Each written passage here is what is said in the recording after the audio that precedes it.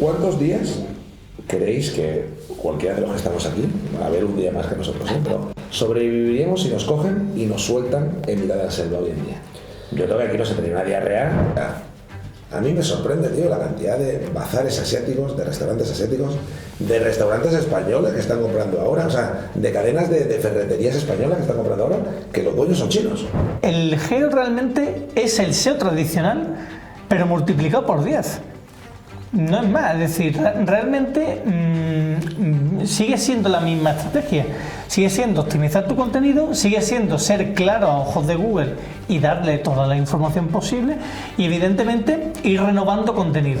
Yo creo que con China se produce un fenómeno curioso. Estoy pensando, es quizá el único país, civilización, imperio que tuvo una época de esplendor, el Celeste Imperio, en época antes de Cristo.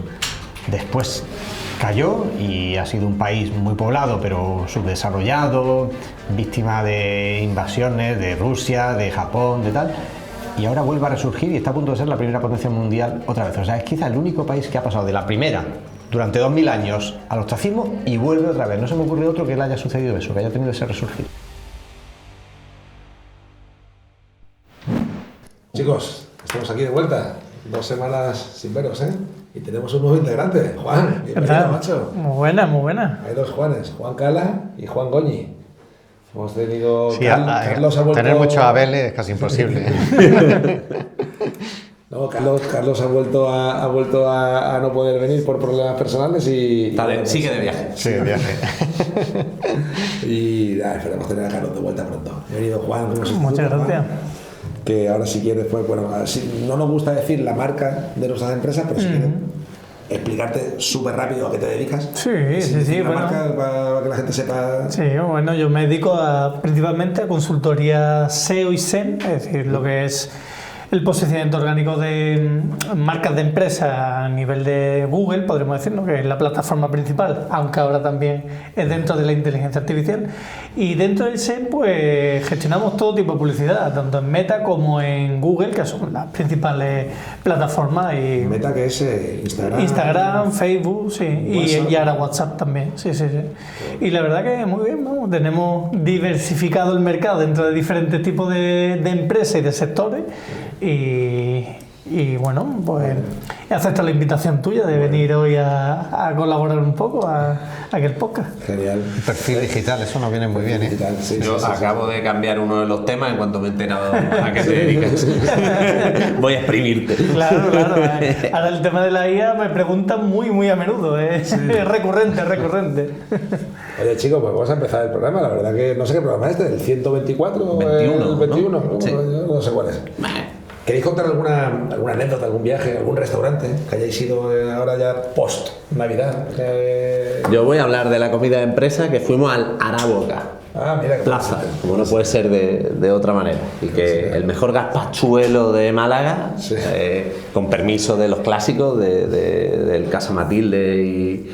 Pues para mí es el de Araboca, ¿Sí? Está buenísimo, es como las papas a lo rico de las Salinas, en vez de las papas a lo pobre, pues yo creo que el gazpachuelo burgués es el de la Araboca, es maravilloso. La comida gazpachuelo es algo que solo existe en Málaga, ¿no? ¿O existe también fuera de Málaga? Creo que es bastante de sitio de pescadores, ¿no? De aprovechar los caldos, ¿no? Pero no lo sé, la verdad es que no lo sé, estoy yo aquí... Explica un poquito de ese gazpachuelo. Bueno, el gazpachuelo es una sopa, ¿no?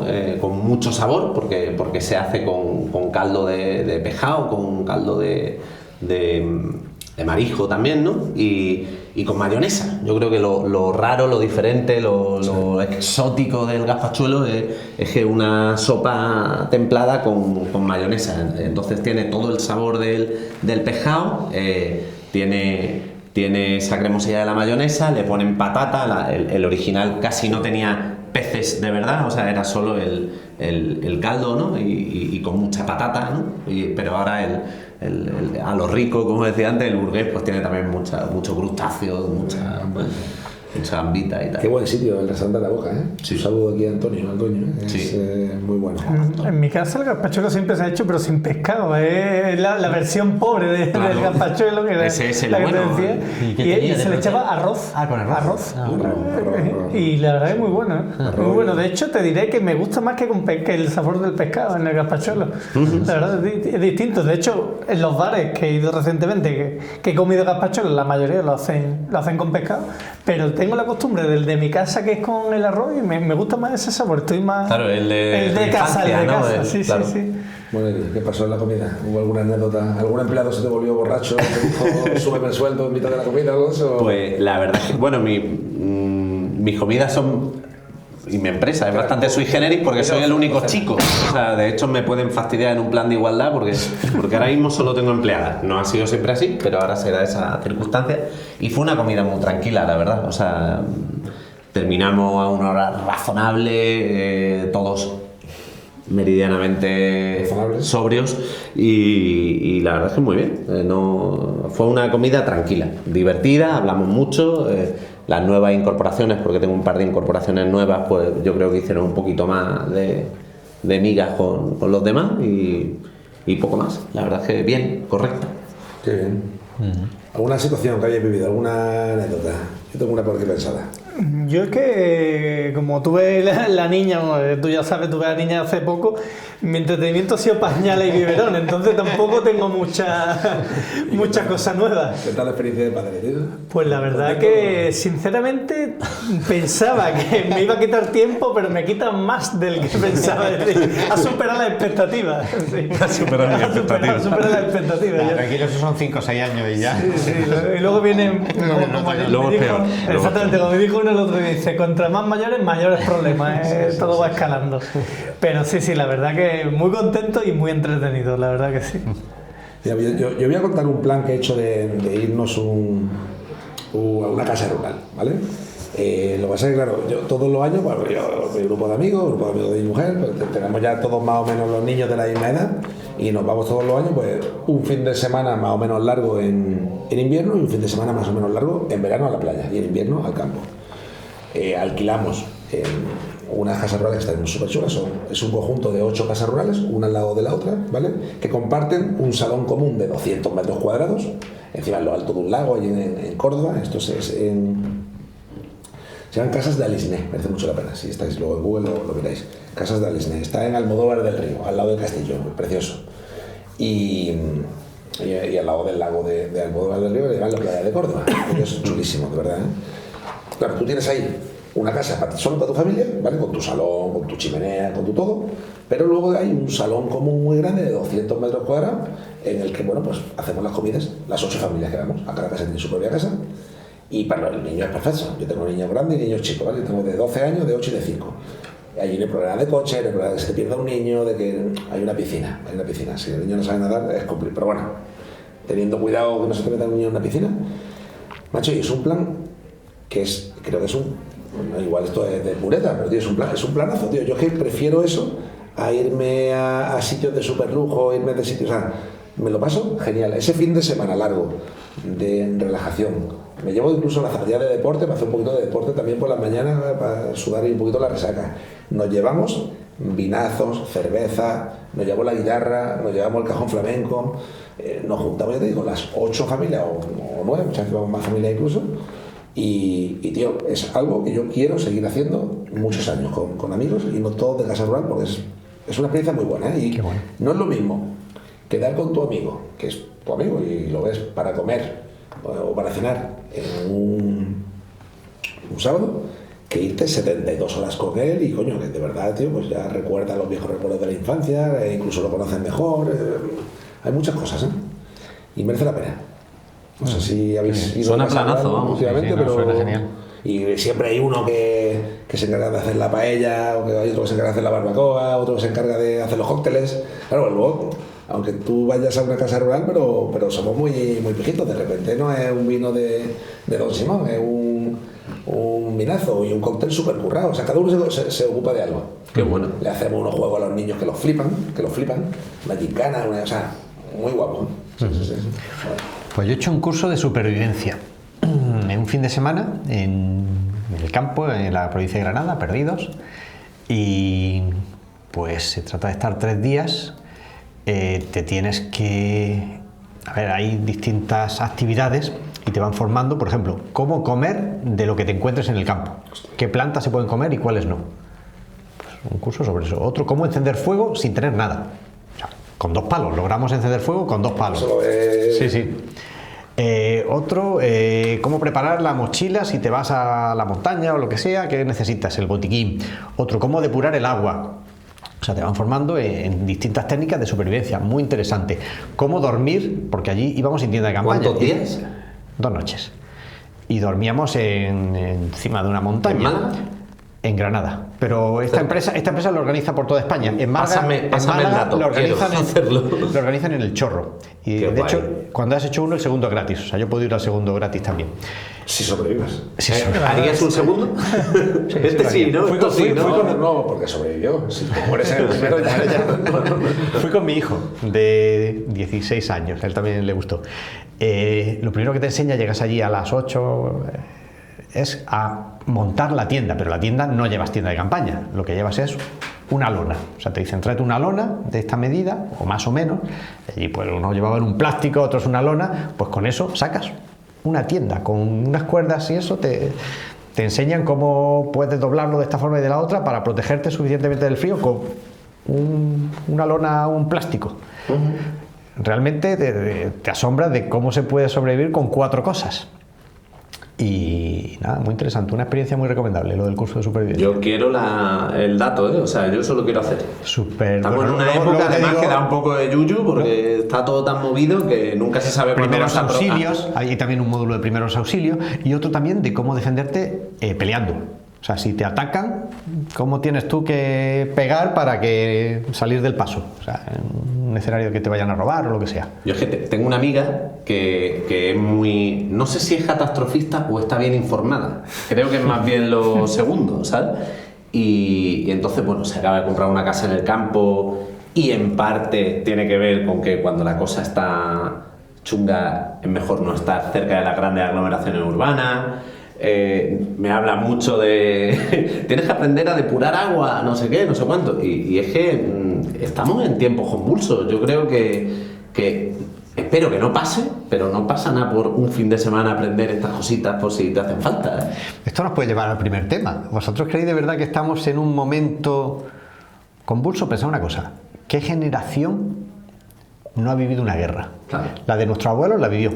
La primera que no la ha vivido es la de nuestros padres. Esa es la y primera que no ha vivido una nosotros, guerra. por ahora. Nosotros, de momento, no la hemos vivido. Pero si tiramos hacia atrás desde la de nuestros abuelos que vivió una guerra, muy pocas generaciones en los últimos 2000 años no han vivido una guerra. Muy pocas o casi ninguna. El periodo de paz más prolongado que llevamos en España o en Europa, pues es desde el fin de la Segunda Guerra Mundial. Qué fuerte. Gracias a la bomba atómica. Sí, gracias al equilibrio del terror, ¿no? Sí, bueno, y luego también gracias al comercio internacional. Yo creo que el comercio internacional dicen que en las épocas de la historia de la reciente, ¿no? Cuando ya se ha descubierto América, cuando todo este tipo de cosas ya había comunicación entre los dos mundos, cuanto más comercio ha habido, menos belicismo ha habido. Sí, hombre, la prosperidad aplaca la gana de pelea porque pones más en riesgo. Y Estados Unidos y China, en caso de que entrasen alguna vez en una guerra, como se cortaría de raíz el comercio entre los dos, tienen mucho más que perder que lo que ganarían conquistando territorios o defendiendo territorios. De hecho, lo más peligroso es una potencia como como Rusia, perdón. Sí. Porque está armada hasta los dientes, muy poderosa, y sin embargo está en una situación económica pobre, desesperada. Esos son los peligrosos. China no es peligrosa, porque China tiene mucho que perder. Sin embargo, Rusia tiene menos que perder. Por eso asume riesgos que otros no asumirían. O sea, el riesgo, pensad el paralelismo entre Taiwán y Ucrania. China no se mete en Taiwán cuando tiene las mismas razones que tenía Rusia para meterse en Ucrania. Las mismas, exactamente iguales. ¿Por qué no lo hace? Porque China es el país hoy en día que en los últimos 50 años, 60 años más ha crecido y ha cambiado radicalmente. Ha abrazado la prosperidad. Sin embargo, Rusia le ha pasado todo lo contrario.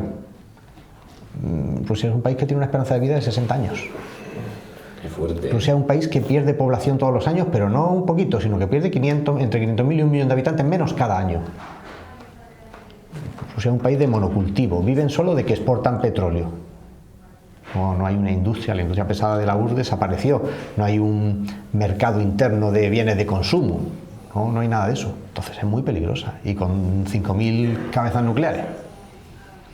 Joder. Esos son los países peligrosos, por eso Rusia se ha metido en Ucrania. Y por eso hay que hacer cursos de fin de semana de... Y por eso hay una cosa que la que no se presta atención, pero hay advertencia. Hace unos días el secretario general de la OTAN, Mark Rutte, dijo que en 5, 10, 15 años Rusia no va a parar en Ucrania, sino que irá a por el siguiente, a por Polonia o a por las repúblicas bálticas. Bueno, o sea, lo dan por descontado en Europa. Pero es que una noticia que ha pasado desapercibidísima es que se habló de que Europa iba a usar los fondos congelados de Rusia para alimentar a Ucrania. Y Rusia dijo, eso lo consideramos casus belli, un acto de guerra. Eso quiere decir que entiende que le estamos declarando la guerra si hacemos eso. Europa. Y como no tienen una situación de prosperidad, lo que decía Alberto, es que la prosperidad es lo que te detiene para asumir esos riesgos. Cuando estás desesperado, te da igual. Oye, una pregunta. ¿Vosotros consideráis que en nuestra generación somos más listos que las generaciones pasadas? Que hace 5 generaciones o 10. Yo creo que podemos decir que sí, ¿no? Pues nuestro cerebro se ha desarrollado más, pues leemos más, antes no sabía ni leer el 90% de la población. Hoy en día, estamos más instruidos, de ahí a más listos. Más formados. Sí. Más formados.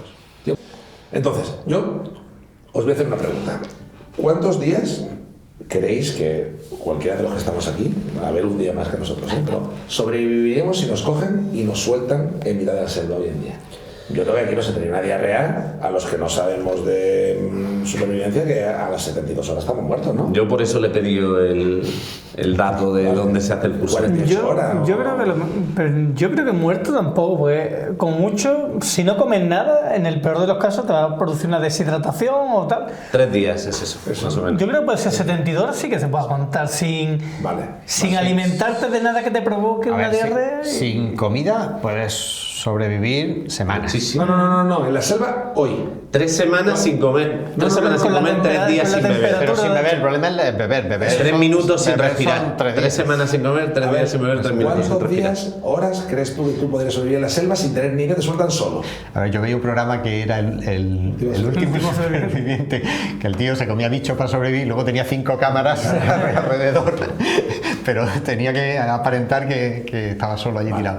¿Coincidimos que 48 horas, 72 horas Por ahí. nos deshidrataríamos de diarrea? Sí, ¿no? sí.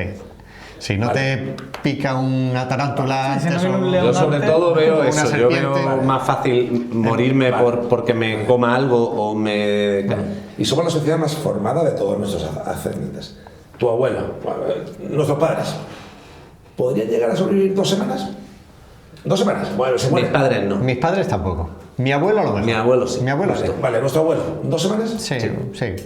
2 semanas. Yo creo que sí, ¿no? O sea, lo que yo aprendí de qué plantas se comen en el curso mi abuelo lo sabía. No se lo tenían que enseñar en ningún curso. 2 semanas. Vale, se muere al final. Nuestro bisabuelo, no, nuestro tatarabuelo, 2 generaciones antes, ¿podría llegar a vivir 3 meses? Si cada generación son 30 o 40 años y nos vamos un siglo eso- atrás casi, ¿Podría sobrevivir esa persona 3 meses en la selva? Que sí, eso son los riesgos de la tecnología. Puede La que sí. tecnología Que nos sí, hace si inútiles. nos vamos para atrás, es probable que esa Que no persona viviera ya en la sabana prácticamente.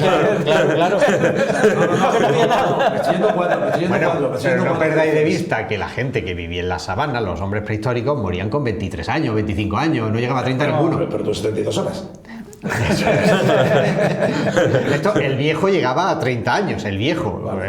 Por el camino había muerto el 80% antes. Mira, ¿Por qué creemos que somos nosotros más listos?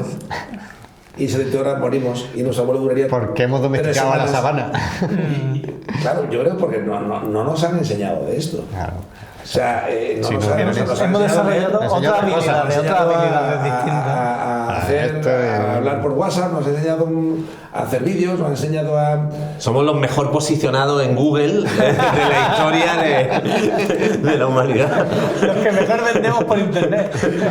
Pero sin embargo, no moriríamos en 70. Tío, es preocupante, tío. Te sueltan solo y no eres capaz de aguantar 72 horas en la calle, en la selva. A ver, yo he visto este fin de semana, no lo he contado al principio porque he contado otra cosa, pero vi un documental que se llamaba Threads. cuenta un ataque nuclear en la ciudad de Sheffield. Tuvo mucho éxito en Inglaterra en los años 80, en los años 70 o 80, y ahí ves cómo se pasa de una civilización de los años 70 en un país occidental, después del ataque nuclear, a estar cavando con piedras para sembrar un grano de trigo en la tierra dura. O sea, ahí el documental cuenta eso. Pero esto no es verdad. No. Si fin no hubo ningún atentado nuclear. No, esto es una... una suposición, ¿no? Una ficción. Sí, una ficción, ¿cómo se llama? Una distopía. Una distopía. Sí, pero que Ya. son cosas ¿Y que... las cucarachas fueron las únicas que sobrevivieron o no? Pues más o menos. Porque eso es lo que se dice. Hasta que nos la comimos. Yo Más o también, simplemente tenemos que irnos a cuando tuvimos el apagón nacional, en abril o marzo de 2025, ¿no? Que fue... Yo hice huevos fritos en la barbacoa. Tú te compraste un jamón. Y me compré un jamón. Se compró un jamón. Yo te soy sincero, me fui dando cuenta de la necesidad de, conforme fui pegando el golpe, de que necesitaba eso. Es decir, lo primero que yo no caí fue que estaba en casa y digo, voy a beber agua. Y le di al grifo y no, claro, la bomba no funciona, no subía el agua. Y digo, no tengo agua. Es decir, la primera necesidad de... Y va al supermercado, claro, había gente que ya se le había ocurrido antes que a mí, y tú llegas y no había ni agua. Era una cosa tremenda el encontrar agua ese día en cualquier supermercado. Es decir, al nivel que estamos hablando de que vives con lo que tienes y no te das cuenta hasta que lo necesitas. Hablamos del agua, pero bueno, evidentemente la luz, no solo es no poder trabajar, no poder comunicarte, porque ya no hay telefonía fija. Todo depende de... Pero es que se ha acelerado, porque no hace tanto, hablábamos antes, tus abuelos o mis abuelos, yo recuerdo la casa del pueblo de mis abuelos y el agua estaba en un cántaro, no había falta frigorífico. O había pozo. O había pozo. Y la electricidad, pues... ¿Y eso qué pasa? ¿Echar una pastillita de cloro? Potabilizar. Para celebrarse o...? No, bueno, en aquella época era ya agua de la red potable, pero Vale. más atrás el agua salía de un pozo y no se potabilizaba, se bebía el agua del pozo y ya está. ¿Y no servía? ¿O tú ya estabas ya...? Sí servía. ¿El agua servía? No, el agua no servía. Entonces tú estabas ya inmunizado. Estaba inmunizado, tomabas el agua del pozo directamente. Servía la leche. La leche sí servía. Para... A ver, esto yo no lo he vivido, esto me lo han contado. Para pasteurizarla. La leche servía. Y luego en un pueblo, como era el de mis abuelos y mis bisabuelos, es que era una economía circular. Es que todo lo que se comía era o lo que se cultivaba allí. Autarquía. O los cerdos que se criaban y que se mataban para tener carne. Yo me acuerdo del pueblo de mis abuelos, que está muy cerca del pueblo de tu familia, y que servía la leche por las mañanas. Claro. Entonces había ahí 2 cabras y un litrillo de leche servía, y de eso ese era el desayuno. Yo eso no lo he llegado. ¿Tú lo has llegado a ver? Sí. Yo no lo he llegado a ver, Sí, pero me lo han contado. sí. Yo sí he llegado a ver lo de matar los cerdos que se habían criado todo el año y en Navidad o por ahí se mataban y esa era la comida, la proteína para todo el año. Y en invierno se encendía un fuego en la chimenea, y luego las brasas era para la mesa camilla. Sí, eso también lo he visto yo. Y ese Sí. fuego no se apagaba desde noviembre hasta febrero. O sea, ese fuego... luego por la noche se hacen ascuas, por lo cual reduce el riesgo de incendio, pero o lo apagabas por la noche, ¿vale? Lo apagas por la Igual noche. aguantas más de 2 días tú, ¿eh? O sea, esto que estás contando. Si tiene una cabra y fuego, aguanta. O a lo mejor acaba abrasado. Tengo ChatGPT sí, porque me pongo a preguntarle, ¿este bicho me lo puedo comer o no? ¿Esta seta venenosa? No, pero que yo sí, recuerdo que claro, no, las casas de los pueblos tienen una cosa muy buena, las casas de los pueblos. No todas están viviendo aquí en Málaga. Es que las paredes son de piedra y son gordas. de ancha. Entonces, dentro de la casa hace calor. Y en invierno, dentro de la casa Hace frío. Hace fresco. De tal manera que, como tú dices, los alimentos no se pudren tanto. O no, el tema del frigorífico no es tan... Esto obviamente es importante, Sí, pero se usaban técnicas de conservación de los alimentos a base de salazones, sí. secado, Sí. sal y poco frigorífico. pues sí, macho. Eso En vez de frigoríficos, neveros. Los neveros, los neveros. Nos vamos a sentir ahora al pueblo de mis abuelos. ¿No vamos? La casa rural. Sí, tío. Oye, dando el salto... Yo quiero preguntarle al SEO. Es que cuando... Va a aprovechar la asistencia. Yo voy a exprimirte. A ver si se merece volver o no se merece volver.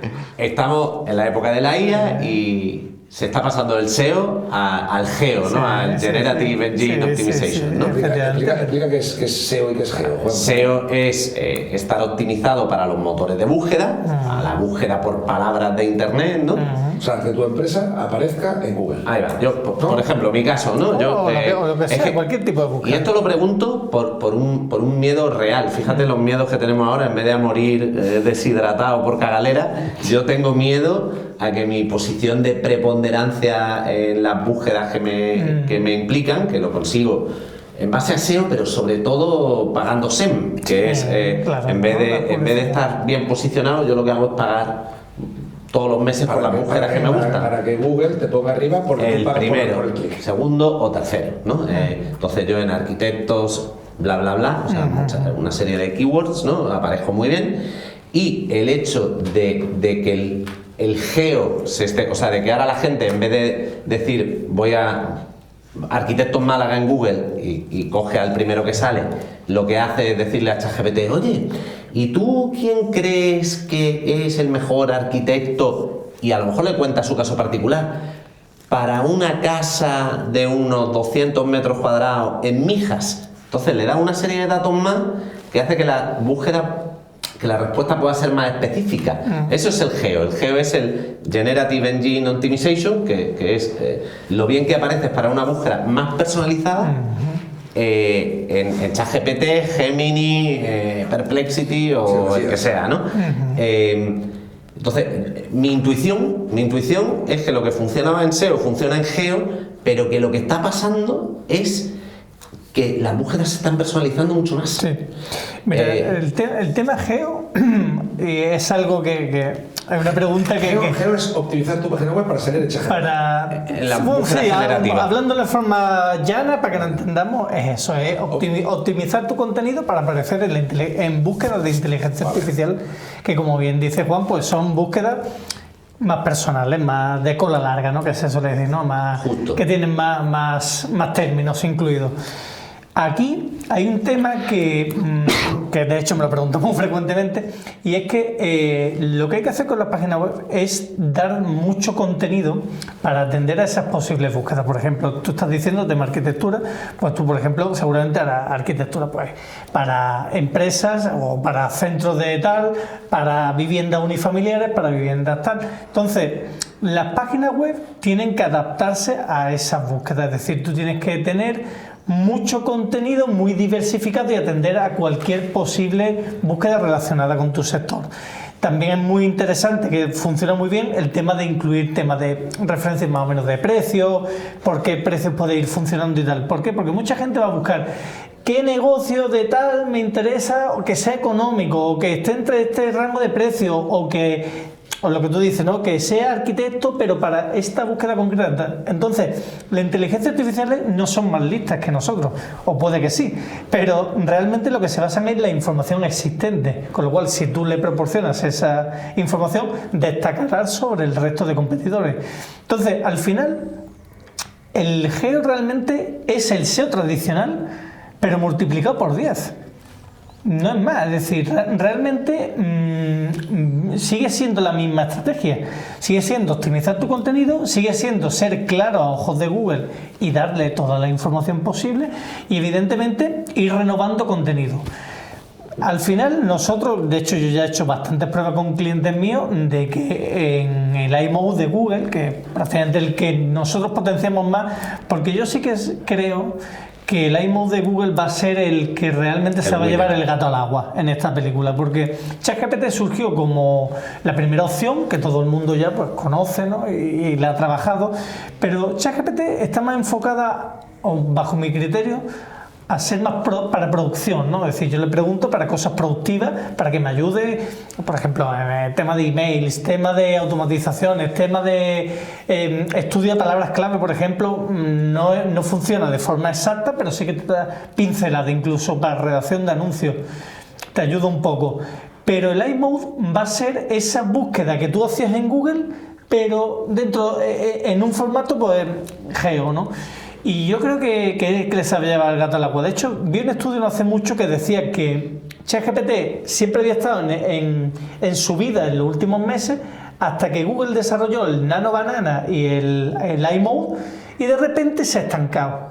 Mientras que Google ha empezado una nueva rampa de subida, porque al final el dominio que tiene Google en el mercado muy vertical. Es que es evidente. Yo utilizo el mismo sistema que hasta ahora para hacer la búsqueda, pero con una pestañita nueva. Con lo cual, en el momento que Google diga la única pestañita que funciona es esta, todo el mundo estamos acostumbrados a esa interfaz, a esa manera de buscar. Lo que pasa es que Google a lo mejor no ha querido todavía canibalizarse. Está Exactamente. esperando el momento en el que ya es inevitable, Claro. para no canibalizarse. Que era eso, todos los ellos ingresos ya eran el publicitarios. winner. ¿Para qué me...? Claro. De hecho, te diré, vamos, a lo mejor en corto plazo ocurre. El tema de los anuncios que tú comentabas, hasta ahora no aparece en el iMode, pero Google ya ha anunciado que lo va a meter. Y a ChatGPT ya le han pillado que está Exactamente. preparando los anuncios. No, ChatGPT ya lo tiene también, pero para shop. Ahora mismo solo para tiendas, pero ha empezado.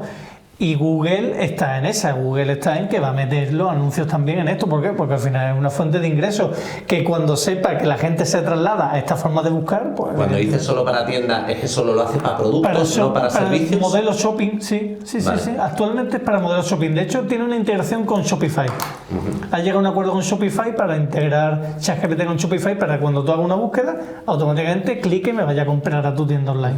Oye, Juan, pero ¿y no ves que Google puede ser el gran perdedor de la transición a la IA? Porque... No, que va al revés.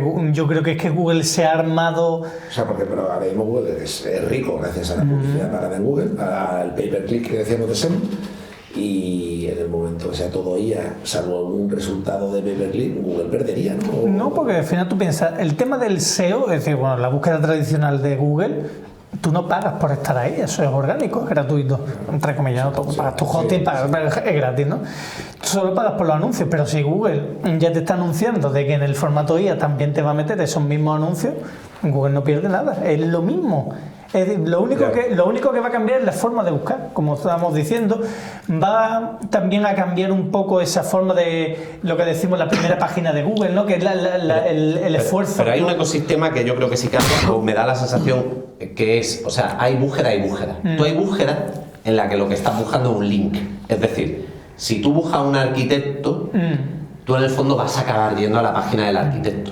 Pero hay otras búsquedas que son puramente informativas. Es decir, por ejemplo, el Evergreen, que hasta hace poco era cosa muy interesante, tener una página que era, yo qué sé, antes del 25 de diciembre, seguro que las búsquedas sobre cómo se hace un pavo, bueno, antes de Acción de Gracia, un pavo, aumentan exponencialmente, y por tanto también las de la web que tiene la mejor receta del pavo.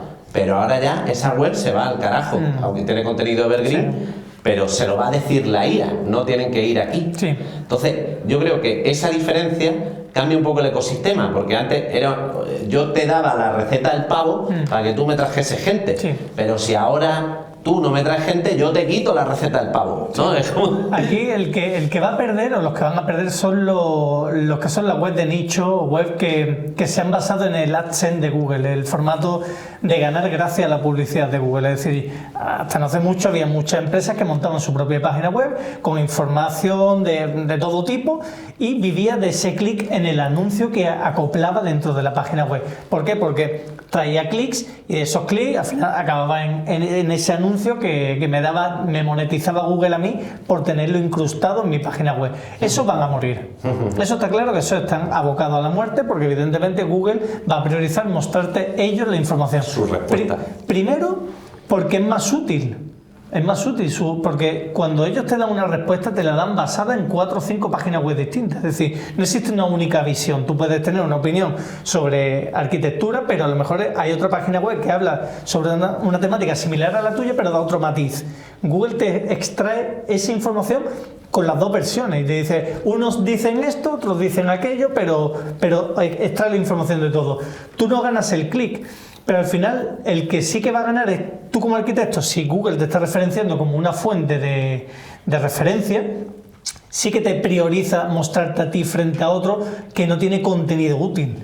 Eso sí que es útil para las empresas. De hecho, el tema de la inteligencia artificial nosotros por lo menos lo estamos trabajando mucho de cara a eso, a de que tengas mucho contenido en blog, pero que sea útil no para que te dé clics, sino para que Google te considere relevante, porque ahí sí que te va a mostrar cuando estén buscando lo que tú vendes, porque al final que a mí me venga una búsqueda informacional me puede interesar hasta cierto punto, me interesa que me acaben comprando. Entonces yo, por ejemplo, yo tengo una página web y yo hablo de cuál es el link, un artículo que a mí me ha dado muchas visualizaciones, cuál es el link que tienes que utilizar para colocarlo dentro del Google Maps para que cuando cliquen te vaya a WhatsApp.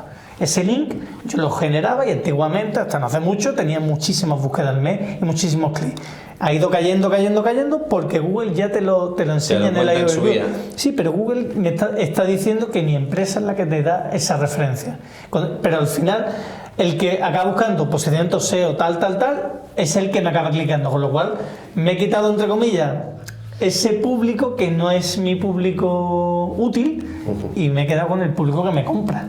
Entonces, yo te diría eso, que la transición yo no la veo mal como... De hecho, yo a día de hoy ya no entro en muchas páginas web para informarme. Yo me baso en el extracto de la overview. ¿Qué te metes tú más? ¿En ChatGPT o en Gemini? Yo para buscar en Google. Y en el eMode o en la overview, depende de... Y para producción en ChatGPT. O sea, ChatGPT para ti es más para redactar un email, por ejemplo. Yo llevo tiempo poniendo prueba las dos. Gemini y además las dos de pago, es decir, te hablo a nivel pago.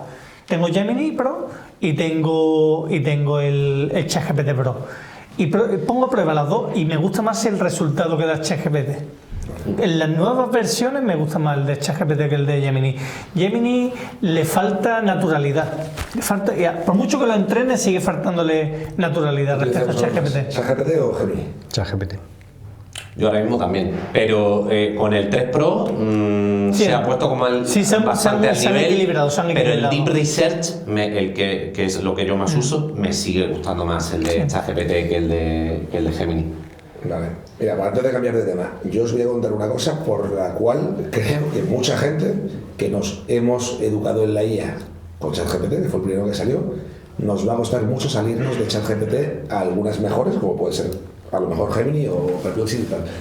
Y es el tema de la memoria, tío. El momento que ChatGPT te diga todo tu histórico, de todo lo que tú has hecho, de cómo tú hablas, de qué es lo que tú has buscado, joder, ahora empezar a educar una IA nueva que no te conoce.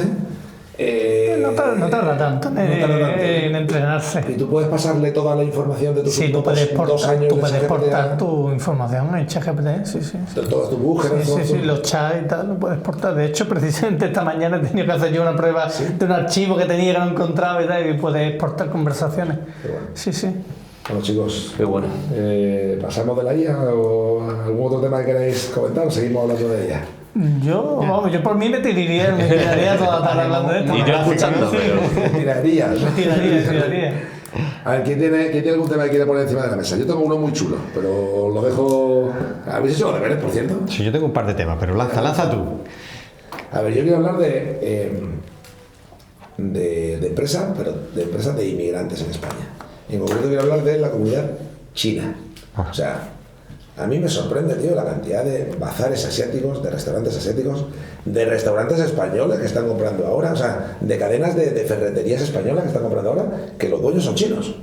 O sea, el otro día estuve en el barrio del Perche, un barrio de aquí de Málaga, un sitio muy típico que hay allí de desayunos, macho, que los han comprado unos inmigrantes chinos y te siguen poniendo la misma tortilla de patata, mismo pitufo, bocadillo que se dice aquí en Málaga, mismo café.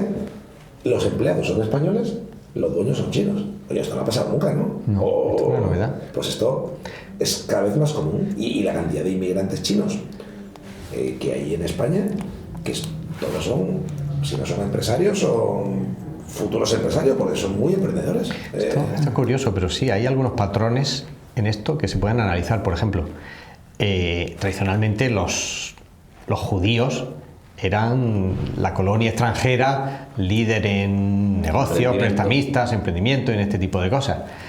En otros países, por ejemplo en Inglaterra, los pakistaníes pues eran los que tenían las tiendas de corner shop y los taxis.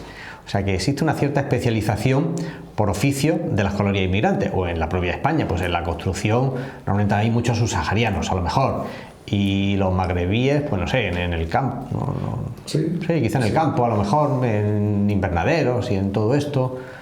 O sea que hay una cierta especialización. ¿Por qué se produce eso? ¿Y por qué los chinos son tan emprendedores? Es que de locos, ¿no? O sea, yo no sé si los chinos son tan emprendedores en el resto del mundo, o en China, como lo son en España, yo no sé, serían con diferencia el país con más empresarios del mundo, ¿no?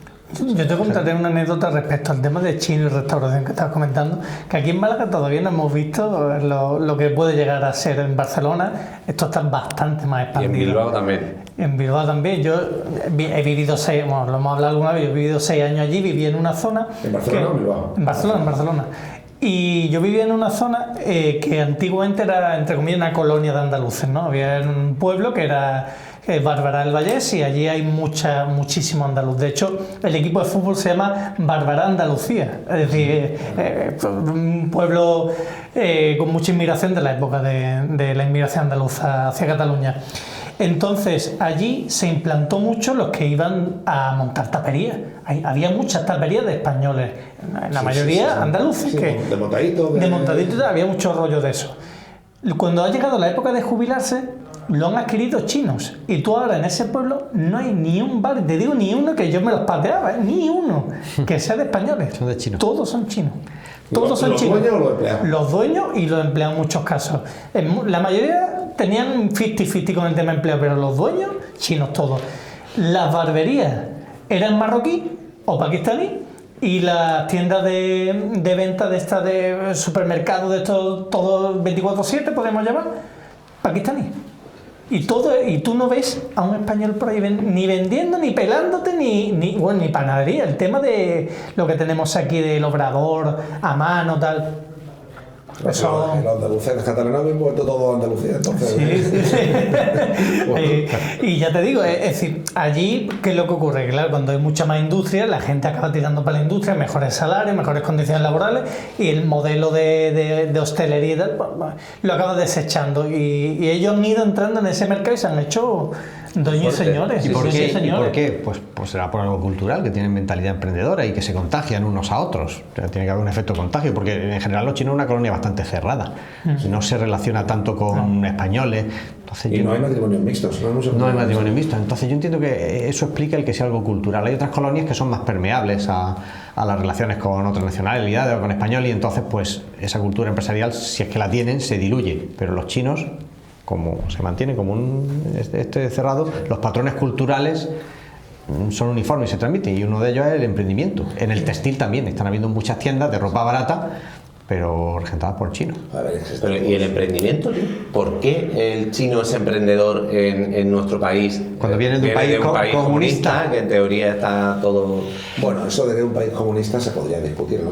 Hasta los años 80. Sí.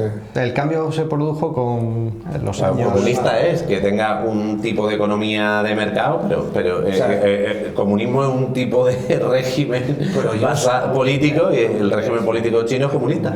Sí, el político sí. Que es autoritarismo más que comunismo. Es decir, es un régimen autoritario. Bueno, cada uno puede llamarle como quiera, pero ellos se llaman comunistas y es el Partido Comunista chino. Con Franco también decía eso. Hablarlo allí, Con Franco también se decía que la democracia se votaba muchas veces, pero coño, yo creo que allí no son comunistas. O sea, comunidad, ya existe la propiedad privada. Comunismo no existe la propiedad privada como aquí, ¿eh? No tienen, o sea, se extingue. Por eso muchos chinos se vienen aquí. Mira, a lo mejor está ahí. Los chinos emprendedores se vienen aquí para poder tener cosas. Ya, porque aquí no hay herencia, no hay herencia. No funciona igual que aquí. Yo tenía unos clientes chinos en mi negocio textil que lo que hacían era comprarme cantidades ingentes. Yo tenía como una tercera tienda solo de lo que les vendía a estos chinos, y ellos lo vendían todo online en China. Y tenían su margen, sí. O sea, lo contrario de... ¿Y a qué te lo cierto? ¿Que te pagaban en efectivo? En efectivo, siempre.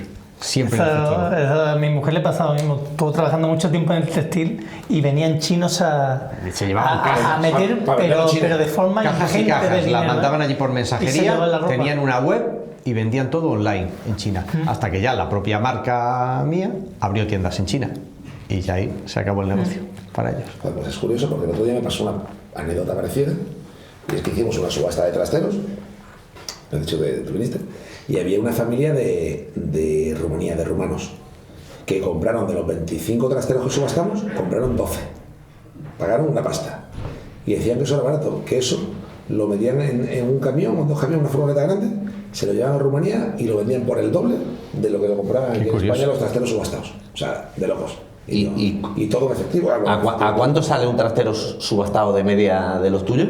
¿Por metro cúbico? De media, no, un trastero de media subastado, 100, 150 euros, 200 euros.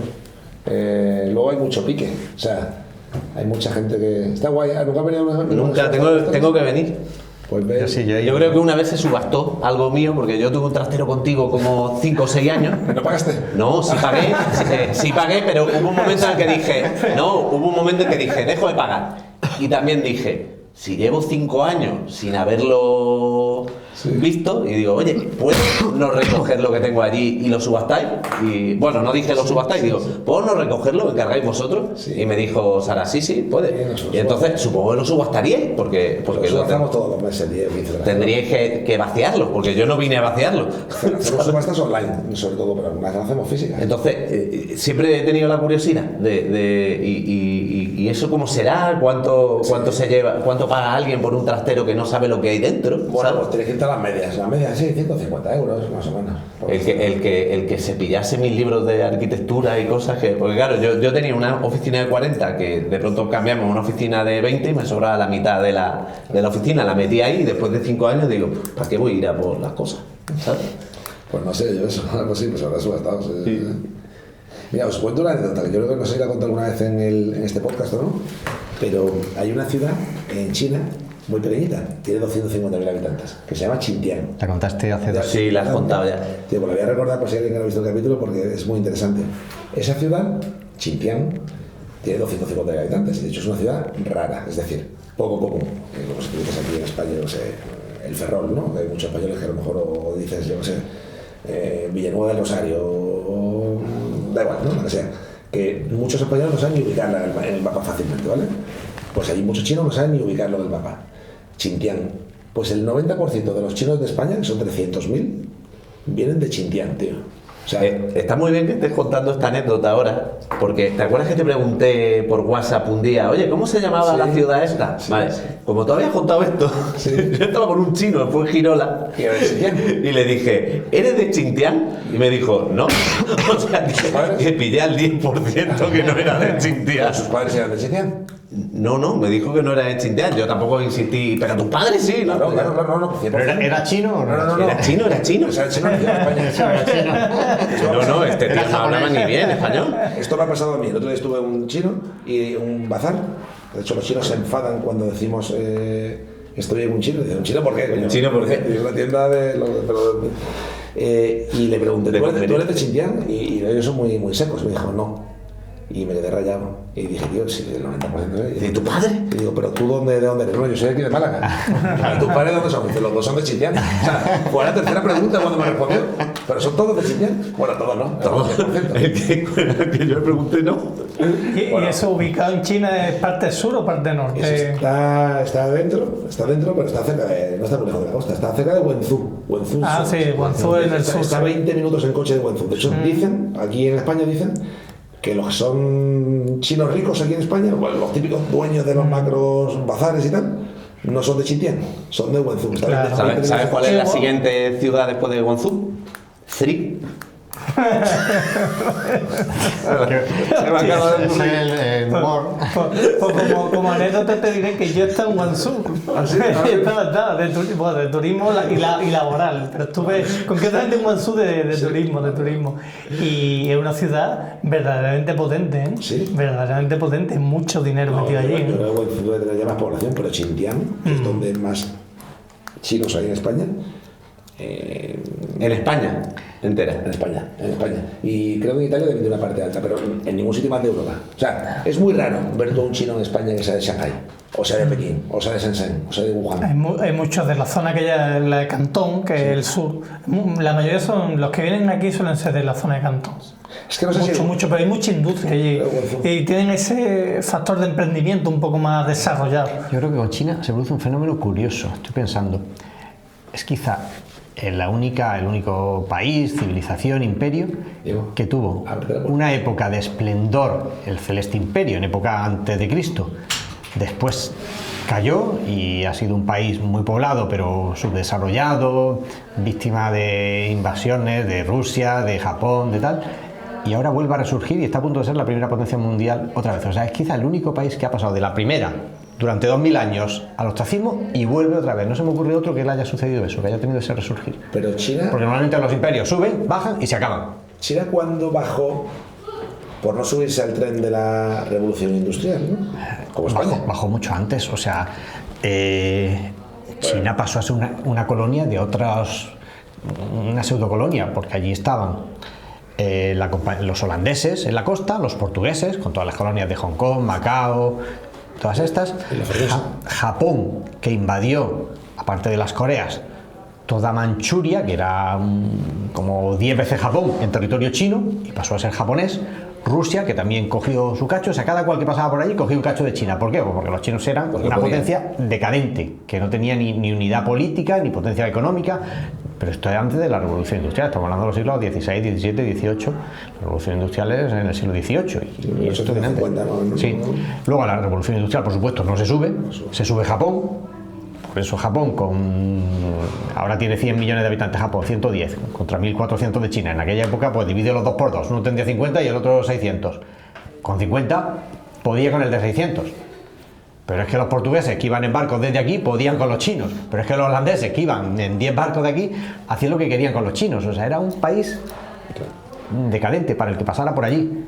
Y sin embargo, como digo, lo curioso no es eso le ha pasado a muchos imperios, muchísimos, desde el romano a los califatos de Egipto, a muchos. Lo curioso es que ninguno de esos ha vuelto a resurgir, se acabaron.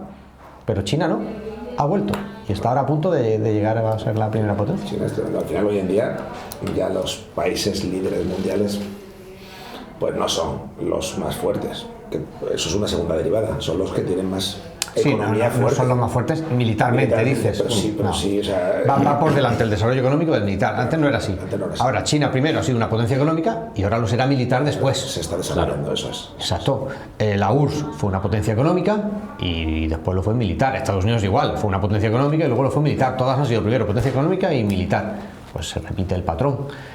Y las grandes potencias militares, en el capítulo anterior lo hablábamos, de Rusia. Pues sí, mantienen el poderío militar, decadente, pero lo mantienen, pero se vuelven muy peligrosas cuando entran en etapas de crisis económica. Luego están las implosiones, ¿no? Los pueblos cuando más pobres son, pues más frágiles son, ¿no? Claro, más se dividen por dentro, ¿no? Más sujetos a revoluciones. Claro. Sí, la propia URSS implosionó. Claro. Fue una implosión. Y Yugoslavia. Bueno, Yugoslavia fue por el tema de Tito también, ¿no? O sea, no, Tito es el que la mantuvo unida. Claro, digo cuando se murió. Cuando se murió, el tema de Tito, su muerte. Surgieron 8 países, han surgido de Yugoslavia, sí, más o menos. Pero volviendo a los chinos, o sea, al final son unos inmigrantes estupendos, ¿no? En el sentido de que si todos son emprendedores, seguro que no cobran casi paro, que generan trabajo, pero además pagan impuestos, o sea... Pero es que tienen un protagonismo económico desmedido para los poquitos que son. Más inmigrantes como ellos, mucho. ¿No? ¿Sabéis cuántos chinos hay en España? No. Sí, 250. Eso. Sí, o sea, yo en algún sitio lo he leído. 300.000 como mucho. Wow. Pues son muchos, ¿eh? Pues bueno, compáralo con otra colonia inmigrante y que no tiene ese poder económico. Por ejemplo, argentinos. A ver, en España hay, si es un 20% más de población, aproximadamente de población extranjera, sobre 50 millones, hay unos 10 millones de extranjeros. Ya. 300.000 de 10 millones es una ínfima parte. Las colonias colombiana, argentina, marroquí, senegalesa, todas estas son mucho más grandes. Pero ¿son unos inmigrantes excelentes, Juan? Creo que sí. Creo que son los inmigrantes que aportan más por habitante al PIB español, incluso más posiblemente, habría que hacer bien los números, que los propios españoles. O sea, un chino medio aporta más al PIB español que un español medio, simplemente porque hay muchos más empresarios chinos en España por cada 1.000 habitantes que españoles por cada 1.000 habitantes empresarios. Y eso es ríos de dinero para las arcas públicas españolas.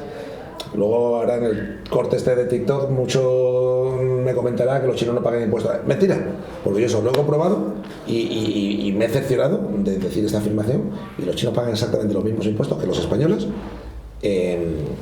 por ser empresarios, no tienen ningún beneficio fiscal. Y Y es que son muy buenos, tío. Y es que son muy buenos. Es que generan mucho empleo. Entonces que sí, ¿no? Que son buenos inmigrantes. Sí, lo único que no, que quizás son difíciles de integrar. Porque al ser una cultura tan distinta, pues yo creo que son más estancos. Se relacionan entre ellos, pero no con los españoles. Pienso, no lo sé. Y además pasa una cosa muy buena con todos aquellos inmigrantes que vienen del sudeste asiático. Es que son cero bélicos, cero conflictivos. Y no hay nadie, cero delincuencia, además. No hay nadie del sudeste asiático que sea conflictivo de menudeo, de drogas, de robo, Sí, es cierto. de agresión a las mujeres, nada. No, eso es una inmigración, yo creo que muy valiosa, muy bienvenida. Sí, sí. Al hilo de esto, ¿vosotros pensáis que deberíamos elegir a los inmigrantes que admitimos? ¿Deberíamos ser selectivos o no? ¿O hay que tener la fuerza? ¿no? Quiero decir, eso es que se hace. No, el que viene de forma ilegal no es selectivo, es él el que decide que va a venir. O sea, solo sea selectivo con los legales, con los ilegales no. Ilegales. Bueno, sí. Entonces, ¿debería un país ser selectivo en qué inmigrantes admite y cuáles no? ¿O no? ¿O debe haber un derecho universal por el que cualquiera que quiera hacerlo pudiera entrar? Están mezclando dos pero cosas viene que son al verdad. hilo decir que hay inmigrantes mejores y otros peores, porque estábamos hablando de que los chinos son muy buenos. ¿Por qué? Porque contribuyen, no son delincuentes, no sé qué. Yo es que creo que es muy difícil englobar a todo el mundo bajo una etiqueta, no es decir, estos sí, estos no, por razón étnica, es muy difícil. Entonces, es que... Pero por ejemplo, Juan, que venga un colombiano a España es mucho más adaptable a que venga un chino. Por porque principio, sí. ese tío o esa tía te produce como empleado de la construcción, que estamos hablando el otro día de la construcción, desde el primer día. Un vietnamita, bueno, a lo mejor tampoco tarda tanto en adaptarse a la construcción, Tiene que aprender. pero tiene que aprender un poquito del idioma. Sí. Pero a una oficina Sí, es tarda una un año barrera, en adaptarse. es una barrera menor. Yo, más que eso, más que decir este sí, este no, por razón, idioma, etnia o tal, sería más bien, oye, pues tiene un periodo de adaptación de X, estos son los criterios a seguir para trabajar aquí y tal, y tienes que adaptarte. Carne, o sea, se ha hablado también Como de un carne por puntos. Exactamente, Y usted esa tiene que un adaptarse examen. a lo que hay aquí, algo así. Oye, pues sí, puede ser algo... Dar más puntos a determinados tipos de inmigrantes sobre otros y favorecerlo. Bueno, pues al final es eso, es seleccionar unos sobre otros. Yo sé que hay inmigrantes españoles en China. No creo que haya 300.000, pero yo conozco a gente que ha vivido en China, hay gente que vive en China y... Yo conozco a uno también. ¿Creéis que tendremos la misma buena sensación los españoles que estamos en China como la que comentamos que los chinos que están aquí en España, o ni se enterarán? Yo creo que allí somos una gota en el océano. No, Porque si hay 300.000 chinos No pasamos desapercibidos, ¿eh? en China. Sí, no pasamos desapercibidos. ¿Españoles? No, en general, occidental en general. Vale. No pasa desapercibido. Occidentales sí, pero como español, yo no he estado nunca en China, pero como español yo creo que allí no... Yo recuerdo cuando la última vez que estuve en China que me comentaran que hay bastante racismo contra los negros. O sea, los negros sí que están bastante discriminados, tío. El occidental blanco es como que muy atractivo. Ahí el prototipo de hombre guapo es David Beckham. Es como el rubio. Así y aquí. Y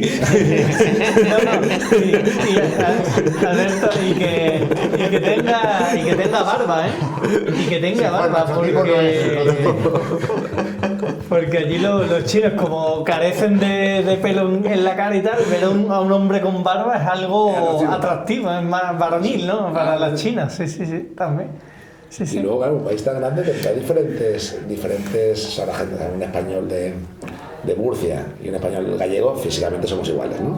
De hecho, yo creo que venimos todos del Reino de Castilla, ¿no? Y empezamos a empujar para abajo, ¿no? Pero allí, dependiendo de qué parte de China estás, tendrás diferentes facciones, ¿no? O sea, las chinas serán más chiquititas y más gorditas, y los chinos más chiquitos y más gorditos en una parte, y otros serán más estirados y más delgados, ¿no? Yo lo veo todo igual, ¿eh? Yo supongo que sí. Yo todavía me cuesta trabajo diferenciar hacia chino. ¿no? O sea, había como una zona que era súper grande y otra que son más chiquitillos, pero no sé. Yo estaba en China 2 veces, una de misión comercial y luego volví al año siguiente de profesor. Y mi sensación a mí me trataron bien, o sea, salvo alguna faltada. Yo me acuerdo cuando llegué, yo estaba muy gordo cuando fui, pesaba 40 kilos más que ahora, y nada más llegar me recibió un chino que se me quedó mirando así y digo, hola, soy Juan, y dice, hola. estoy mirando a ver si cabes en mi coche. Y yo digo, menuda faltada, ¿no? Pero es que luego no era por mí, que era muy grande, era porque el coche era muy pequeño. Era una mierda de coche. Era como una... Poco se habla de tus 40 kilos menos, ¿eh? De mis 40 kilos menos, sí, Poco sí, se sí. habla, ¿eh? ¿Y paras ya o quieres perder? Ya. Poco más. Ya. Cinco más. Bueno, señores, yo creo que ya le hemos dado la vuelta a China. ¿Queremos cambiar de tema un poquito? Sí, a ver, yo tengo uno, ya que hemos No, hablado. tú ya hablas de uno, Ah, bueno, venga, otro. No, de hecho es broma. Venga, pues. ¿Cómo creéis que se debe medir el éxito y el tamaño de una empresa? ¿En función de su EBITDA, del número de empleados, de la facturación, de... no sé, ¿qué indicador creéis que es el fundamental? Porque yo creo que aquí incluso ha habido cambios históricos. Hoy en día todo el mundo habla del EBITDA. Yo hablaría de euros, ¿no? O sea... Euros, vale. Sí, ¿no? No de empleados ni de delegaciones, euros. Bueno, de euros, pero ¿de ¿Y qué? de ¿De euros, facturación? ¿Y de euros de qué? De valor de valoración de la empresa, que puede ser cotizada en bolsa, que está valorada constantemente, o una valoración que se haga ad hoc para esa empresa. De facturación, de EBITDA, de beneficio neto, porque en euros hay muchas variables. De los impuestos que paga. Yo hablaría de margen cobrado. O sea, esa es la realidad. Eso no es los traseros. El margen cobrado. Margen cobrado. Eso es lo que yo creo que de verdad es la salud de una empresa, ¿no? El margen cobrado. Pero no, pero tienes razón. Yo creo que aquí se habla mucho más de Inditex ha vendido 1.000 millones más o 1.000 millones menos que el año pasado. Y luego tienes que leer el artículo entero para llegar a ha ganado un 12% más. Sí, Primero son las ventas. Las ventas, es verdad. Primero son las ventas. También el margen. Eso no te vale para nada. Tú puedes vender mucho y perder dinero. Vamos, Claro, por claro, supuesto. totalmente. O sea, El margen cobrado que has dicho me ha recordado a un amigo mío que decía una frase que la voy a decir. Dice, hay que cobrar. Es verdad. Dice, y si para cobrar hay que facturar, se factura. Y si para facturar hay que trabajar, se trabaja. Agustín, cobrar. de Fugacua. Bueno, a ver, yo creo que sí, que lo que predomina es la facturación, pero creo que es un error. O sea, la empresa es exitosa y vale en función de su margen, Claro. no de la facturación da igual. Y la bolsa y la valoración de las empresas son por el método ortodoxo de siempre, el descuento de flujo de caja, que al final es el margen traído al momento, el margen futuro. Además, ni siquiera es el margen de hoy en día lo que vale de una empresa, es el margen futuro lo que vale. Tú puedes tener margen hoy en día. El valor actual neto es El eso. margen, lo más aproximado al margen es el EBITDA. Es lo más parecido al flujo de caja que genera esa empresa, el EBITDA. Pero una empresa puede tener un EBITDA muy bueno hoy y unas expectativas nefastas, con lo cual la empresa no vale. O al contrario, La valoración, pensemos las de la sí. IA, no tienen EBITDA, cero hoy en día o negativo, pero tienen unas expectativas muy buenas y por eso vale.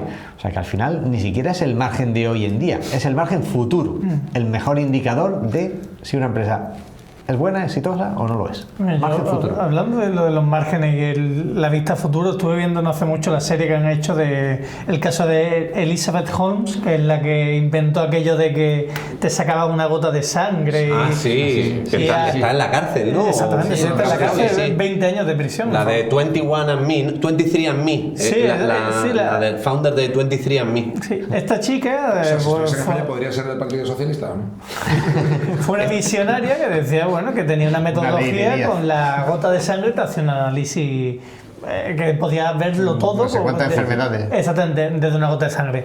Al final se destapó de que era una visión, nunca mejor dicho, nunca llegó a desarrollarla y tenía una máquina que era de Siemens, que era la que hacía esas analíticas, pero que evidentemente había datos que no llegaban a analizar con tan poca extracción de sangre. Entonces empezaron incluso a llegar a falsear información por el hecho de que ya tenían créditos y tenían financiadores de la empresa que habían metido un dinero importante porque contaban con que eso iba a ocurrir en algún momento. Entonces tuvieron que llegar a mentir hasta que les pillaron con el fraude, que fue destapado por el Washington Post.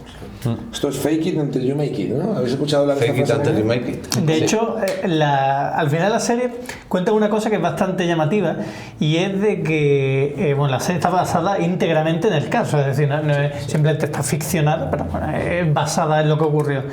de que las empresas a partir de ese momento en Silicon Valley, las que tuvieran chicas que tuvieran rasgos similares a Elizabeth Holmes, las escondían. estaban vetadas, estaban vetadas para como inversoras en negocios, es decir, le cerraban las puertas a mujeres rubias con los ojos azules y tal, porque pudiera parecerse al caso, que es muy llamativo, me llamó mucho ha perdido mucho Silicon Valley desde entonces. Me llamó muchísimo es como la moraleja, ¿no? de la historia. Yo empecé a seguir el Twitter de esta mujer porque uno al que sigo que habla de IA sigue el Twitter y digo, ¿por qué lo seguirá? Y es fascinante, porque ella sigue escribiendo sobre emprendimiento desde la cárcel. No, ella nunca ha llegado a teléfonos móviles. A decirse eso, de que mintió, no, ella sigue pensando de que su visión está por desarrollar. Claro, que todavía no ha llegado. Que no ha llegado el momento, pero que lo que ella veía, eso tenía que ocurrir en algún momento. ¿Qué es lo que hay? ¿Ordenadores de mesa o hay teléfonos móviles en la cárcel? Yo creo que teléfonos móviles en la cárcel está prohibido. Está prohibido. Tuitea. Con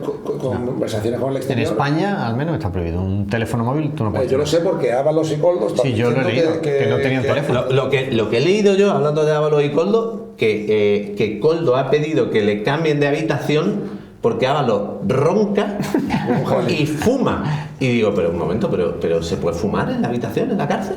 Sí, ¿Pero yo por creo qué? que de toda la vida el dinero en las cárceles era los cigarrillos, ¿no? Sí, pero yo pensaba que fumaban en el patio. ¿Cómo van a fumar en la habitación? No sé. Estos son los ministros, estos tendrán ahí Tendrán su trato.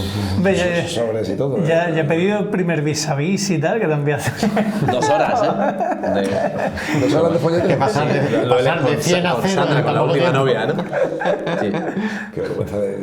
Yo la verdad que estoy bastante indignado, tío. Es que me río por no llorar, pero me da vergüenza, tío, que estos sean políticos de mi país, tío. O sea, es que... Y encima que la gente no sé, que no se queje, tío. Es que... Pero ya no porque tú seas de la oposición, que yo no soy ni de ninguna oposición. Pero coño, que tú no votas. Que estos sean los que nos han gobernado. O sea, y que la gente no se eche las manos a la cabeza y que hayan llegado por una moción de censura a los anteriores por corrupción. Y que todas estas prácticas habían empezado ya en aquel momento, que no es que después se corrompieron un año después o 2, sino que es que estaban ya cuando pusieron la moción de censura. Chicos, ¿cómo vamos de temas? Si queréis podemos terminar con eso a base de en qué nos basamos. Yo personalmente me baso en lo que estabais comentando, vida o resultados de empresas, más que en tener más o menos empleados. De hecho, casi veo más negativo el hecho de tener una empresa muy jerarquizada. Lo veo un factor negativo más que positivo. Bueno, Juan, y esto a lo mejor lo haces tú también. Hoy en día es que hay muchas empresas que sus empleados los subcontratan fuera. Sí. O sea, que de repente están en Chile o en... Sí, yo no lo tengo en otros países, pero sí en otros puntos de España.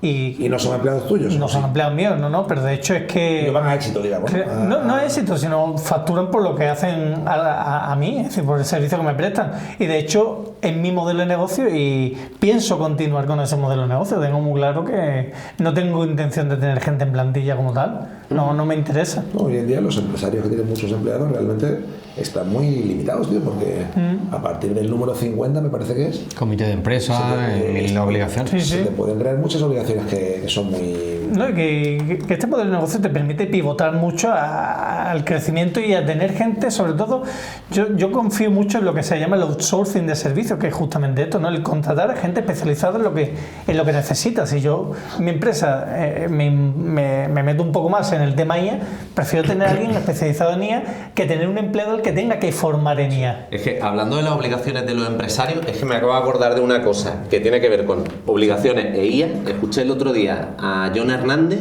entrevistando a Joaquín Cuenca de FreePic, ¿vale? Y el final de la entrevista me puso los pelos de punta porque Cuenca dijo que él como persona no se podía ir de España hoy por hoy. Por el exit tax. Exacto, por el... ¿Tú sabes lo que es? Yo es la primera vez. Esto los empresarios de éxito lo saben, los que somos... los que somos autónomos con esteroides como yo, no lo sabemos, ¿no? Pero fue por la exit tax. Exacto, tú tienes una valoración contable como empresa, pero tú no tienes el dinero. O sea, a lo mejor FreePic, yo qué sé, en su momento se habla de unos 350 millones al fondo EQT, ¿no? Con lo cual ya hay una valoración contable, ¿no? Pero él... no tiene eso, el dinero por el que está valorada su empresa ahora en el bolsillo en líquido.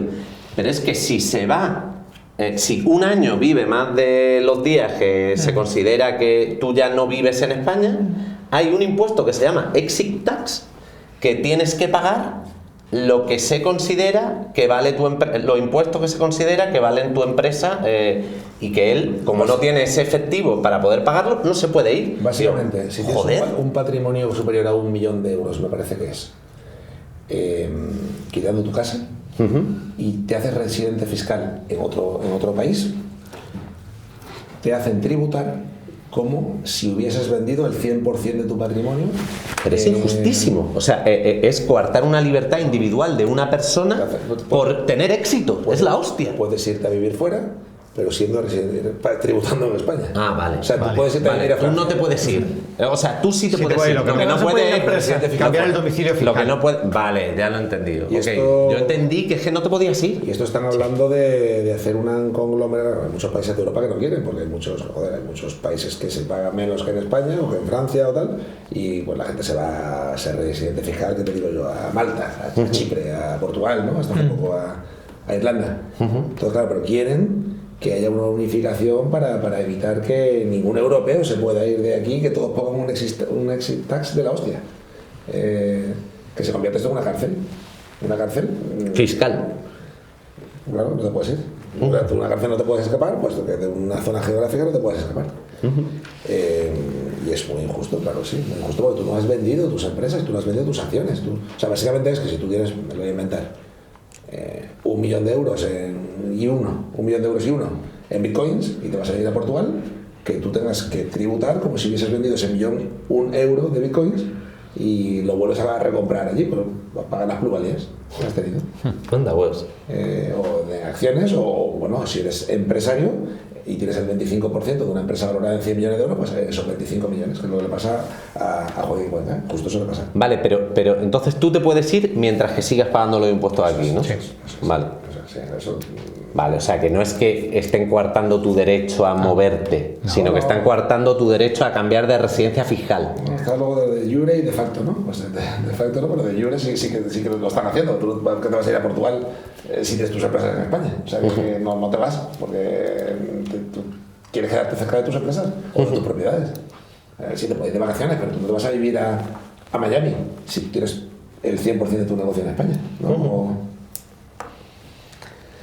Chicos, curioso. ¿Algún temita más antes de ir al juego? Yo uno, el que había dejado antes, el de Inditex, que es que está ahí y me pica, igual que hemos hablado de los chinos. Es otro que tampoco se puede ir de España. Ese, bueno, tiene solo que pagar el trocito de su empresa. Ha salido una manifestación hace poco, ¿no? De empleados de Inditex que exigen tener una parte o que les paguen una parte de los beneficios de la empresa, ¿no? Entonces, yo creo que es un tema interesante, ¿no? Porque ¿a quién pertenece el beneficio de la empresa? ¿Al empresario que ha arriesgado y que ha organizado eso? ¿O el beneficio de la empresa proviene del sudor de los trabajadores y por tanto deben de llevar una parte del beneficio? Bueno, Paco ¿Qué Roch opináis? en Mercadona se lo va a dar sin manifestación ni nada. Sí, bueno, pero porque quiere. Porque Quiero quiere, decir, porque quiere. la pregunta es, claro, estamos hablando entre lo que dice la ley, que es que el empresario arriesga pero luego tiene el beneficio, o lo que exige una ideología, ¿no? Vamos a decir que es que como el beneficio último proviene del trabajo de los empleados, pues que se lleven una parte del beneficio y ellos lo exigen. Es que creo que es un debate interesante, porque los dos tienen una parte que se puede entender como razonable. ¿Qué opinas? Bueno, pues fijaros, hay modelos en Alemania, el modelo de gestión empresarial implica que una parte, no solo de los beneficios, sino del poder de decisión en la empresa, corresponde a los trabajadores. A cualquier empresa Volkswagen alemana tiene un consejo de administración en el que el 50% de los puestos del consejo son representantes de los trabajadores, aunque la empresa tenga una propiedad privada X. Es un capitalismo social de trabajadores. Ha sido exitoso durante muchos años, ahora no tanto, pero es un modelo que funciona, que ha funcionado también. Imagínate si están en el consejo, si pueden o no tomar decisiones sobre repartir beneficios a los trabajadores, todo lo que quieran. Yo me acuerdo cuando los sindicalistas y los políticos estaban en el consejo de las cajas de ahorro en España. Y así acabaron. No acabamos cuando pusimos empleados y políticos en las cajas. Así acabaron. Bueno, eso se puede hacer en un país con otra cultura empresarial, a lo mejor en Alemania, con otra tradición, pues... La pregunta es la siguiente. esos mismos trabajadores que quieren una parte de los beneficios para ellos, si la empresa Si hay tuviese pérdidas, si hay pérdidas, también ¿trabajarían gratis? ¿También aceptarían que le bajasen el sueldo o solamente se Buena manifiestan? pregunta, buena pregunta. Solo ven el embudo es grande para ellos, el chico para el otro. O sea, no lo sé. No tiene, la respuesta la tiene clara. Bueno, sí, tú puedes manifestar hoy en día por manifestarse legal en España, ¿no? O sea, que yo creo que Es un derecho, pero ¿no? tú te puedes manifestar constitucional. a favor de cosas ilegales. O sea, tú puedes manifestarte a favor de. Me voy a ir al. Yo entiendo que sí, claro. Consumo de cocaína. Por supuesto, Claro. tú puedes manifestarte. Pues, Si te dan un permiso de manifestación, que solo suelen dar, salvo que sea un trastorno de orden público, que cortes una vía principal o lo que sea, si no, Tú puedes manifestarte por lo que te dé la gana. De la pena de pernada, o de la pena de muerte, o de las violaciones infantiles. No. manifestarte sí. Otra cosa es que lo que está tipificado en el Código Penal no es la manifestación, es el delito en sí, es el derecho de pernada o la violación, pero No puedes manifestarte... manifestarte por que violen a los niños. A favor de eso. O sea, coño. Eso... Hay una ley de huelgas y de derechos, no sé cómo Claro, regula, pero... Estás ya ahí rozando. A ver, yo la creo que sí, ilegalidad, probablemente ¿no? no. O sea, cuando hay manifestaciones, por ejemplo, de grupos de nazis o lo que sea, se suelen prohibir. O sea, que yo creo que probablemente se prohibieran ese tipo de manifestaciones. No sé. Yo pregunto. Pero no por algo legal o ilegal, porque claro, manifestarse a favor del consumo de marihuana, yo creo que, claro, tú te vas a manifestar por cosas que ahora no están en la ley y que tú quieres que estén, no te vas a manifestar por algo que No, ya es debe legal. ser- Si solo nos pudiéramos manifestar por lo legal, ya está conseguido, No, es legal. tiene que ser mucho más restrictivo. La prohibición tiene que ser no por ser ilegal, sino por ir contra los derechos humanos, Sí. la integridad de no sé Sí, qué. yo creo que tiene que ser algo habrá que no sabemos. algo. Vale, sí, pues no sé. Yo sé que el otro día me decían que la ciudad con más manifestaciones, posiblemente más que Francia, no, pero de España seguro, era en concreto el Paseo de la Castellana. O sea, había como 2 o 3 calles de Madrid Manifestódromo, sí. que tenían. Al año, Y lo cortan no sé cuántas veces. Un taxista que me lo dijo en Madrid Que hace si poco. tractores, que si ovejas, que si no se queden nunca más de Galicia. O sea, se manifiestan mucho más en Madrid que en todas las ciudades de España juntas. Claro, O sea, claro, normal. Claro. Y Juan claro, estuvo hace poco en una. Correcto. Bueno, la conté, ¿no? La de las pensiones de los mutualistas, arquitectos, Sí. aparejadores y abogados. y eso, en Madrid no se manifiesta a nadie y en Madrid sí. Claro, pero tú te vas a Madrid porque es donde... O sea, tú te vas a lo del Congreso, que es donde van a votar lo tuyo, ¿no? No te vas a manifestar en el ayuntamiento por un tema nacional. Vaya, y el tema es cuánto perderá Madrid por la cantidad de calles cortadas que tiene el año, ¿no? O sea que... Bueno, y lo que ganará, que yo luego me fui de tapas y de... Tiene un beneficio. yo lo gasté después, también comen Ese y fue, beben. ese fue Madrid de vacaciones. Ya de paso se manifestó. Oye, pero te voy a decir una cosa, Manifestación. en Barcelona también muchísima, además, es cultura popular, están muy concienciados con el tema de manifestarse y tal. Y yo recuerdo que yo vivía en la época de el 1-0, ¿no? Este de del proceso y tal.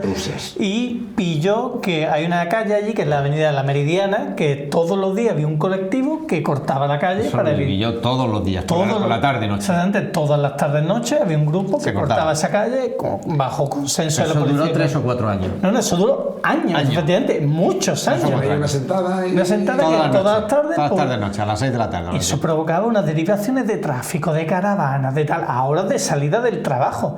Y yo pensaba, digo, bueno, a nivel ciudadano no habrá un colectivo de asociación de vecinos de esta zona que dirá, hombre, lo que hay que hacer es reunirnos para quitar a esta gente de aquí o algo, macho, pues nos están perjudicando en nuestro día a día.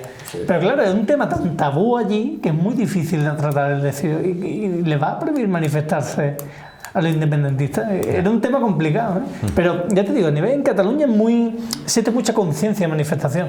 Mucha. Para cualquier cosa hay siempre algo organizado a nivel ciudadano.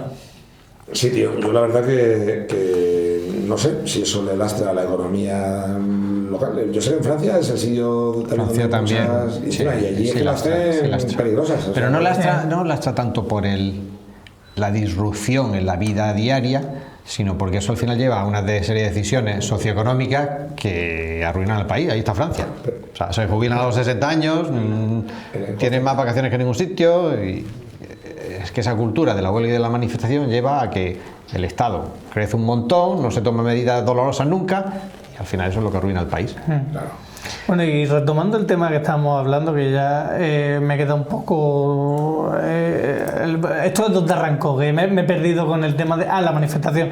¿Vosotros pensáis que el que la empresa le dé acciones a los empleados puede llegar a incentivar que el empleado esté más motivado a la hora de trabajar? Pues es el punto de vista de que eso ocurra. Lo hemos hablado en otro capítulo y es que en España hay un problema, hay una forma de hacerlo, como digamos las stock options americanas. Aquí hay una opción de hacer eso, pero es que tienes que tributar por el valor de esa acción en el minuto 1, con lo cual vuelve a pasar lo mismo que con la exit tax que acabamos de decir, que sin que tenga el valor real en este momento tienes que pagar impuestos. No tiene sentido, entonces nadie lo usa. Dale un variable, una remuneración variable, y el efecto es el mismo y es igual de motivador. Bueno, yo no lo sé, pero si en lugar de darte a ti dinero hoy, te dan una acción de la empresa o un convertible de una acción, pero de lo que valga esa acción dentro de 5 años, igual consigues 2 objetivos. Para directivos sí, pero para trabajadores es que es algo poco líquido para ellos, solo que es una empresa que cotice, y luego también les están metiendo en la propiedad a gente que no tiene alineación de propiedad, son trabajadores, no son directivos, no sé, yo ahí le veo más inconvenientes que ventajas. A trabajadores en base, un variable. A directivos sí, me parece bien darles stock options. Es mi idea. Digo, ¿qué es eso, tío? Es que Sara le está enseñando a la chica el tema de cómo parar, encender y qué ocurre cuando el tema del incendio. Y por eso me la dice, no, tranquilo, no vamos a ir atiendo. Yo, ¿vale? Cierra la puerta. Por eso te lo quería cerrar, pero como tú me has dicho... Vale. Vamos cortando. Venga, sí. Bueno, señores, estamos llegando al final de este capítulo. Y hay aquí un juego que hacemos siempre. Juan, ¿tú te lo sabes o no te lo sabes, tío?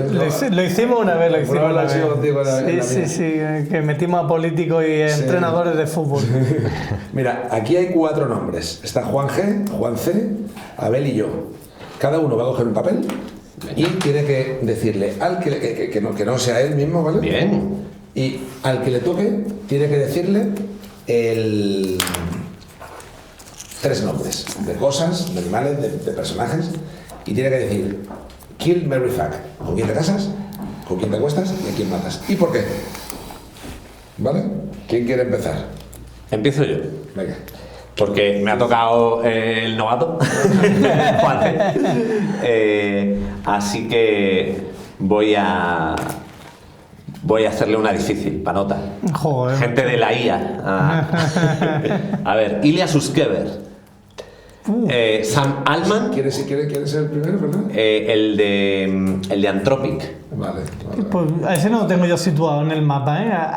Sam Altman sí, ¿no? Venga, pues Ilya Sutskever, el de Anthropic. Sam Altman. Pues entonces voy a poner un poco más. Y John Hernández. Voy a poner que este lo conocemos casi todos los que estamos un poco. ¿Con quién te casarías? ¿Con quién follarías? ¿Y a quién matarías? Ilya Sutskever, Sam Altman y John Hernández. Es complicado porque lo que te digo, al no tenerlo tan situado, es difícil saber cuáles son las virtudes y los defectos de cada uno.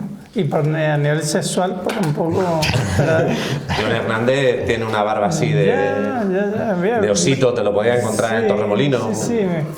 Me lo voy por evitar barreras lingüísticas, me lo voy a dejar para casarme con él, por lo menos para poder hablar el mismo idioma. Vamos por razones de barreras lingüísticas. Luego mataría pues a Ilya por razones de que no lo conozco muy bien del todo, con lo cual pues. Eso hacemos la mayoría, matar al que lo conocemos. Al que menos conocemos, ¿no? Y por defecto pues acabaría teniendo relaciones con Sam. Perfecto. Sí, sin más, no, es muy simple el razonamiento. Magnífico. ¿Tiro yo? Bueno, eso lo voy a poner fácil, Alberto, hoy. Superhéroes. Venga. Superman, Okay. Batman y Wonder Woman, por meter una mujer también. Bueno, yo creo que por un tema de preferencias sexuales me tiraría a Wonder Woman. ¿Vale? Batman, es que Batman me gusta porque Batman es un rico, ¿no? Es un rico que se convierte en héroe, ¿no? O sea, hay pocas Que se viste de cuero. Se viste de cuero. Y encima, no, pero es verdad, o sea, hay pocas series y películas y dibujo animado y tal en la que el rico es el bueno. Siempre el rico es el malo, el avaricioso, el tío Gilito, ¿no? De todas las cosas siempre el rico es el malo. Coño, aquí el rico es el superhéroe, ¿no? O sea, que el empresario, el que hace bien para la sociedad, es el que, bueno... Así que me caso con Batman, tío. Y mato a Superman. Que Luthor. Es fácil matarlo, ¿no? Un poquito de inteligencia se muere. O sea, vale. Claro, hay una película en la que el rico no es el malo, estoy pensando, es un clásico, Qué bello es vivir, pero porque hay otro que es más rico que el malo de verdad. Entonces el segundo es un prestamista que son dos prestamistas, el más rico y el menos rico, y el menos rico pues salva a toda la gente del pueblo para que no pierdan sus casas y tal, y ahí la figura del rico no está satanizada. Pero es que encima es que en series españolas, en las típicas series estas que han tenido mucho éxito últimamente, Aquí no hay quien viva, no, en la que se avecina, en Aida, ¿os ves de Aida? El malo y el casero, el pequeño comercial. Era el dueño del bar, era el que explotaba a sus trabajadores, bueno, no el que le daba trabajo, ¿no? Era el que explotaba a sus trabajadores. Y en la que se avecina era el marijero, ¿no? El que tenía yo creo que es un tema numérico. Como los ricos son minoría y los clase media baja son mayoría, pues se dirige a la audiencia. Pero ponga al funcionario de malo, ponga al que vive del cuento, ¿no? O sea, sí, pero funcionarios son tantos que tampoco sería comercial, bueno, son 3 millones. Y están todo el día viendo la tele.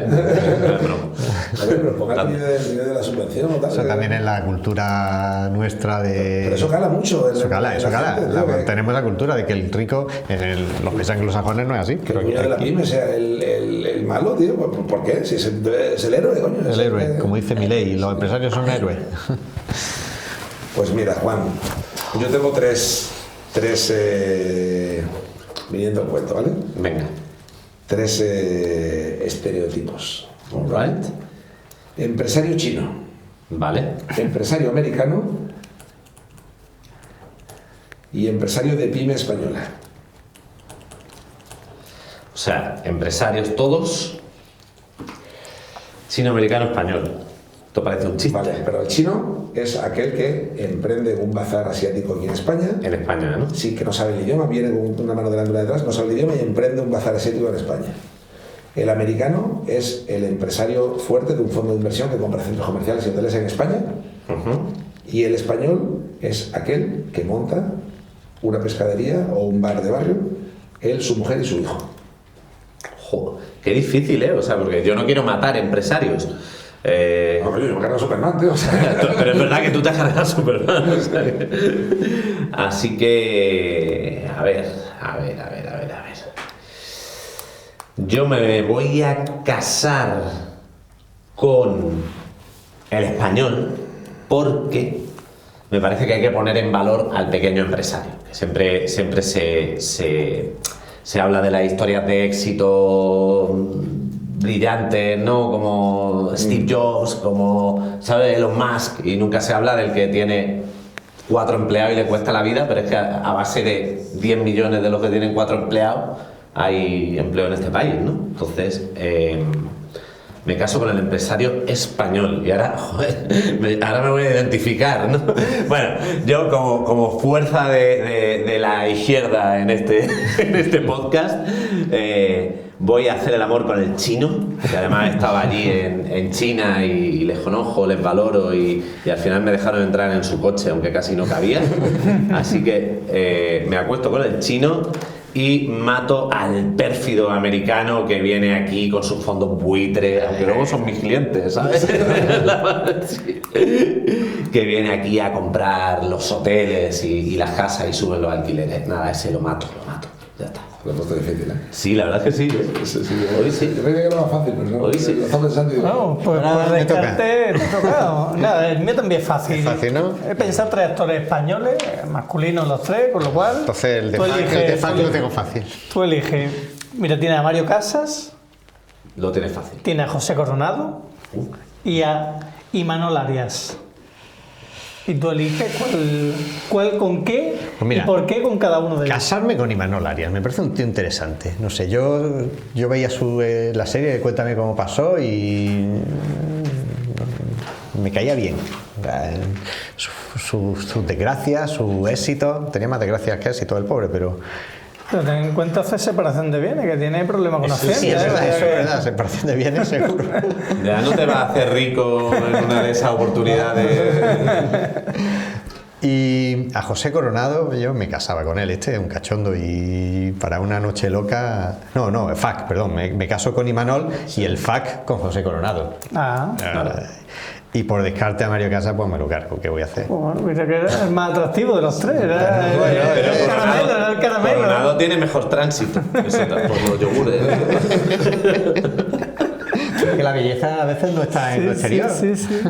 Chicos, hemos llegado hasta el final del capítulo. Me lo he pasado muy bien. Yo tengo que ver las 2 próximas semanas, pero de nuevo.